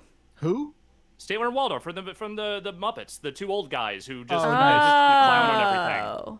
Okay, in a similar vein, I think one is no longer alive, which is a little sad. But I would love the Car Talk guys. They're fun, and it's like a car thing. So I think it'd be fun if they did the GPS, and every so often it was like, oh, you got to get that carburetor looked at. That's fun. I like that. I'm going to pick myself because I have a great voice and a fun voice and people will be soothed. But for me, I'm going to pick someone people probably don't know, but a comedic legend to me is a gentleman by the name of Brody Stevens. I just think that his voice, especially if I was driving around LA or the Valley, and he'd just be like, welcome to Reseda. Yes. Yeah, his positivity would definitely be a thing you'd want in that car for sure. Oh, absolutely. I just do jokes about him all the time. My wife will all the time. If we go by a Gelson's, she'll go, do it, and I go, I just want to be able to shop at Gelson's consistently. You're just mad because I can afford to take my mom out to Jinkies and pay half the bill. Oh, that's excellent. Bacalar, who's it for you? I don't really know. There's Doc so Emmerich? many good. Yeah, sure, but I mean, there's so many good. Just because he would have like 83 different ways of saying "make a right," But I don't know. I'm trying to think of like someone. I feel like maybe F. Murray Abraham. Okay. I like F. Murray Abraham. I don't think of him as like a vocal presence necessarily, but I like that? him. He's an actor, like he's longtime character actor. Kind of falls in like a Malkovich sort of category, I think, a little bit. What's he been in? What's that? What has he been in? Did you ever see Amadeus? Yes. Yeah, he was Amadeus. He's Salieri. Yeah. Oh, okay, cool. Okay, cool. Yeah, that's a fun choice. Yeah, he. I don't know. I think I when that Grand Budapest movie came out, he narrates a lot of it, and there's something amazingly soothing about his voice, and I was just like, oh damn, he could totally pull that off for sure. Everyone in the chat keeps saying Keith David, and one, yes. Yeah, two, only if it's West Side Connection album Keith David, so that just it's just like take the left. World motherfucking wide. Like that's what I need. That's the energy I need from the Keith David GPS. He's cool. I got to work with him once on a show. He's so cool. Oh, that's awesome. He has maybe the best voice in the world. Wow. Everything he says is so goddamn important. It's like true. It's wild. Yeah. Great. I know who this is. Okay, Ron, do you want to read one or? Did you send it to me? I emailed it to you. I can share it again. Okay. Let me be patient with me. Hold on. This is fine. It has been sent. I'm sharing it. Give us a sample of your GPS. Ooh. In 200 meters, turn left. If you want. I'm not going to judge you. Wow, I love that. Yeah, I know. It's like a European one. This is the European version. Yeah, I'm worldwide, baby. World motherfucking wide. That really wrapped around. I'm glad we waited. Yeah, we got them all in there. Okay, I found it. Okay, if you scroll down, you'll see the emails, and there's one from Alex in NYC. Alex, that you are more than welcome to read, please. I will. I love to.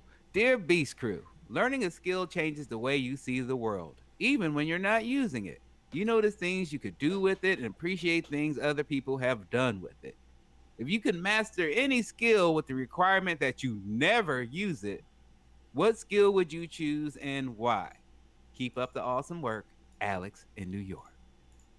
Oh, never use it. This is like an interesting one. Well, why that one? I don't know. I feel like I would love to know how to do it, but it frightens me in a way that I'd never actually want to do it. And there's probably some sort of beneficial takeaways from having that knowledge about maybe not chemistry, but just science in general.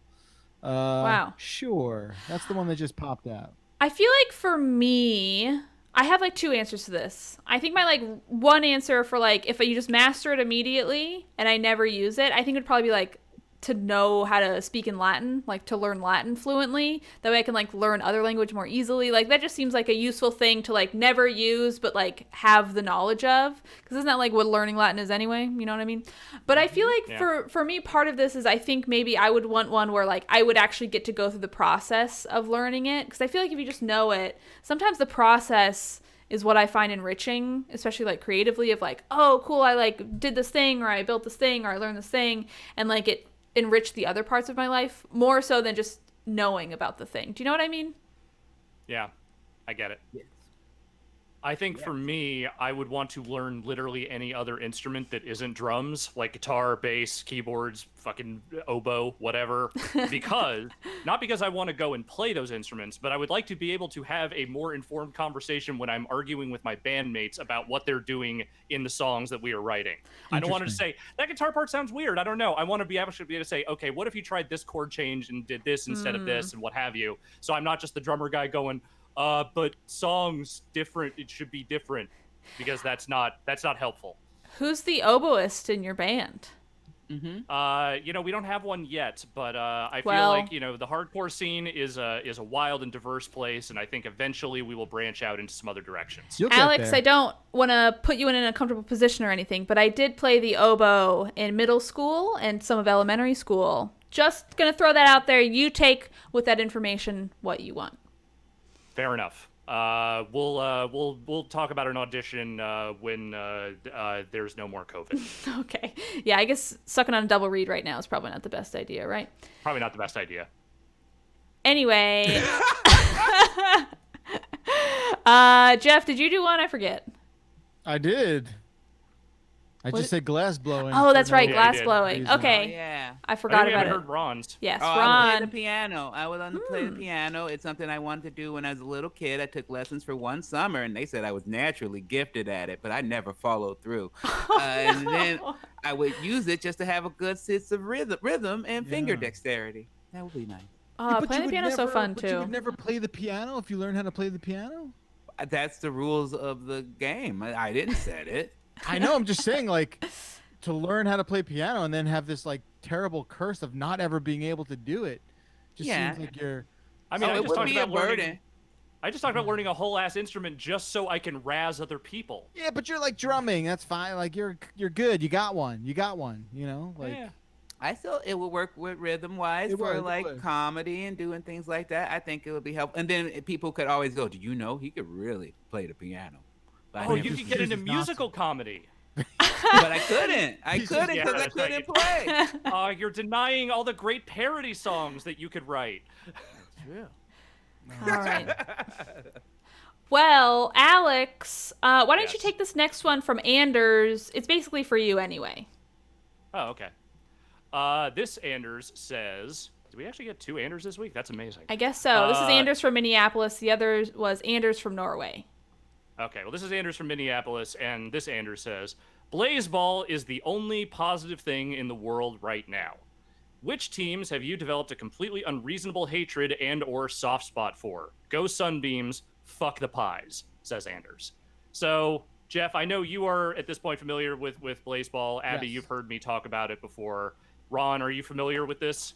I'm familiar. People who like baseball in the comedy community seem to really like it. Yeah, it's a really fun and goofy thing. It's been, I think they're in their technically 5th season now.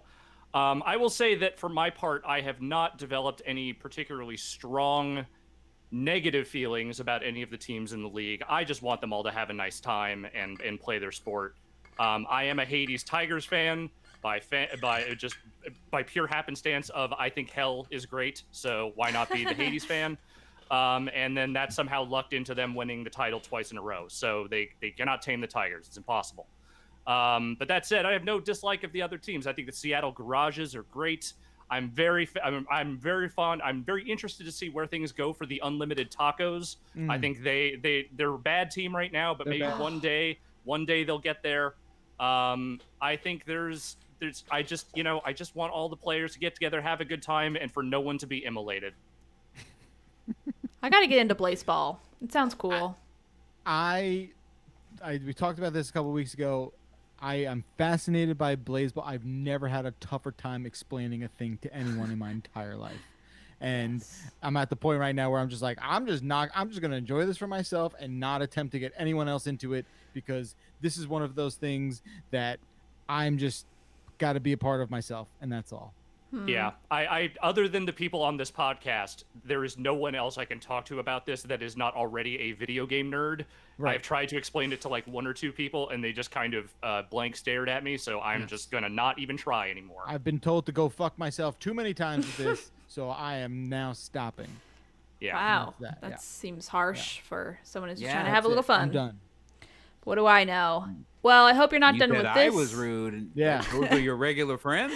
Yeah, no, this Yeah. is way worse than Magoo, for sure. Damn. For sure. Well, Jeff, I hope this isn't worse. Will you please read this one from Andrew from Minnesota? Yeah, absolutely. I was recently reminded that I played through the entirety of RE7 on PS4 with a friend online by doing share play and passing off control between the two of us. That seems odd. Wow. While it worked, it probably wasn't the best way to play it. My question is, are there any examples of games that you play through in a less than ideal way? That's a Well, strange- I mean, you watched me play Super Mario Sunshine during that feature. I would say Yeah. that Look, any playing of Super Mario Sunshine is less than ideal, but maybe the way we went about it was also not necessarily lending itself toward good play by anyone. Huh. Yes. I'm trying to think if I really borked the way I played something. I think for me, what I think of is there were so many games I played exclusively at friends' houses and never on my own. Like, I got very good at Mario Kart Double Dash, and I did not own a GameCube for the majority of the time I played that game. It was just me going to my neighbor's house and playing her brother's GameCube when she said it was time to play it. And I feel like that's probably, like, the less than ideal way to play, but I still got good at it. Whatever. That would be my answer. That's how I played the entire Super Nintendo library as a Sega Genesis boy. We had Sega at the home, and then the place where I would get babysit, her kid had a Super Nintendo, and that's how I played anything Super Nintendo related. Yeah, that's how I played pretty much the majority of the Genesis games I have ever played, was at my friend across the street's house. We would go over there. I was the Nintendo kid, he was the Sega kid. We met in the middle. We found common ground. You know, we healed the rift between, you know, the what Nintendo don't and what fucking I don't whatever. And the point is, many houses brought together, friendship. We did it. Mm-hmm. But also, I barely played any Genesis games outside of that context. Yeah. Well, is that it? Anybody else have any more? I don't think so. Well, that's the end of the emails, which means it's time I learned for... we all had friends. I did. Yes. Not anymore, but I did. I know. I don't talk to Lauren anymore. She was my neighbor. But I think she got really into, like, weird yoga. What's weird yoga? Is that different from normal yoga? Is that like the hot yoga? I feel like... So, okay, not to, like, get all in put her on, on like, blast. Lauren's Let's do life. I just remember, like, years and years and years later going on Facebook and be like, I wonder what Lauren's up to. And it seemed like she had one of those... Again, I feel like I feel like people are going to get mad at me for any of this. But she had, like, a yoga boyfriend who was, like, I'm pretty sure white, but had, like, the full beard in a way that was, like... What are you going for? In a way that felt almost cult-like. Like that kind of weird yoga. You know what I mean? I get it.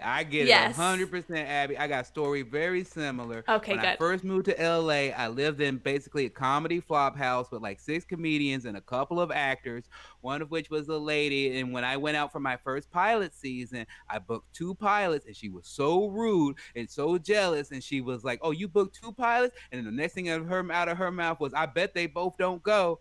And I was like, why would you say that to someone? Yeah. I don't know you. Why are you being so rude? Flash forward several years later, I'm on Facebook. She sent a request. She now lives in Las Vegas and is a full yoga practitioner. And I'm like, oh, I get it. The material world's not working out for you, so you got to go into the spiritual world. Damn. Yes. Oh, Wow. That's worth it right there. It was either that or a multi-level marketing scheme. Like there were the only 2 paths in front of her, and she chose the yoga path. Oh. Holy shit. Yes, that is exactly it. Anyway, I wish nothing but the best for Lauren and nothing but the worst for your old housemate. Thank you. Yes. I hope Andy Milonakis gets real into yoga too. That's all I'm saying. In the meantime, since that's the end of our emails, that means it's time for corrections. I don't remember where the song goes, so I'm just doing it as I say corrections and hoping for the best. If you have a correction, you can send that correction in to beastcast@giantbomb.com. That is beastcast@giantbomb.com. I read them all. And this week, Jeff, thank you so much for your great work last week. We got plenty of corrections.